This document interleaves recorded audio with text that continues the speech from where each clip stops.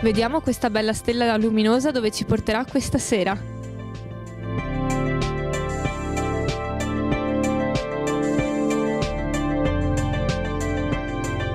Il ruolo delle Pro Loco credo che sia sempre fondamentale, non solo perché rappresentano quelle che sono le varie realtà territoriali e quindi sanno far emergere quelle che sono le specificità, le caratteristiche, la cultura, la storia, e riescono a mettere insieme tutte queste specificità e farne degli eventi che rischieremo di perdere come occasioni proprio per conoscere i territori.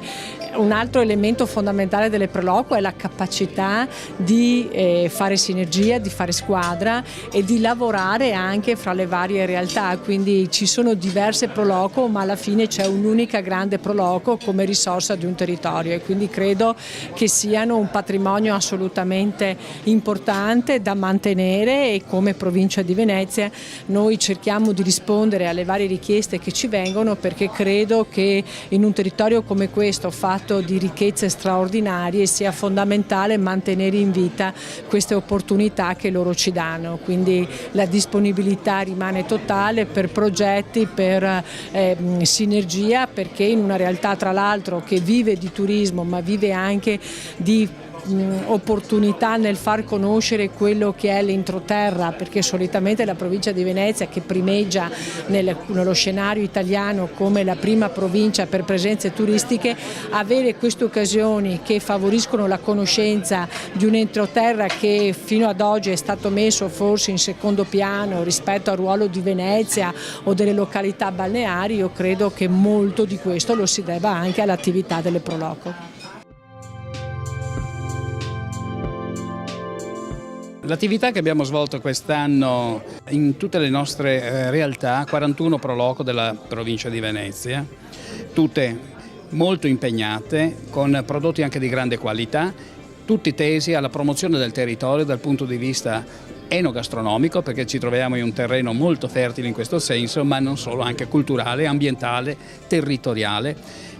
a salvaguardia di un territorio, ma soprattutto al recupero delle tradizioni, quel patrimonio. A parte la promozione del patrimonio immateriale che noi ci teniamo, che sono la nostra cultura, la nostra tradizione, oltre alla valorizzazione dei prodotti e della culturale, diciamo, materiale, i nostri palazzi, le nostre ville, i nostri parchi e via dicendo. Questa è l'attività, oltre alla promozione dei prodotti tipici del territorio. Si concluderà ai primi di gennaio per la promozione del prodotto tipico di questo periodo invernale, che è il radicchio rosso IGP di Treviso. È nominato di Treviso, ma in realtà la più grande e più importante produzione avviene proprio nella provincia di Venezia, soprattutto nella zona delle risorgive e quindi Scorzè fondamentalmente. Comunque questo è un prodotto che fa parte della promozione che noi facciamo, oltre agli altri prodotti tipici che facciamo durante l'arco dell'anno. Abbiamo fatto con la provincia di Venezia anche una serie di incontri con agriturismo e ristoranti per la promozione per esempio dei prodotti tipici legati ai funghi e quindi insieme ai gruppi micologici della provincia di Venezia. Tante sono le attività. 2013 sta per finire, quindi le Pro Loco questa sera si ritrovano qui in un noto ristorante del Veneto orientale dove festeggiano la chiusura dell'anno solare. Possiamo dire che l'anno solare 2013 è stato un buon anno per le Pro Loco, specialmente per quelle della nostra zona che noi seguiamo, il Veneto orientale, soprattutto le spiagge che va da Cavallino a Bibbione, Jesolo e Caorle. Abbiamo avuto degli ottimi risultati con l'Austria. Siamo stati in Carinzia e anche in Stiria. Abbiamo fatto in Carinzia la settimana di Natale a Klagenfurt, in Carinzia abbiamo fatto il Casanova, 1200 persone, il ballo di Casanova con prodotti a cena a base di prodotti veneti, quindi possiamo dire che i 1200 persone l'anno scorso del Casanova in Stiria, a Graz,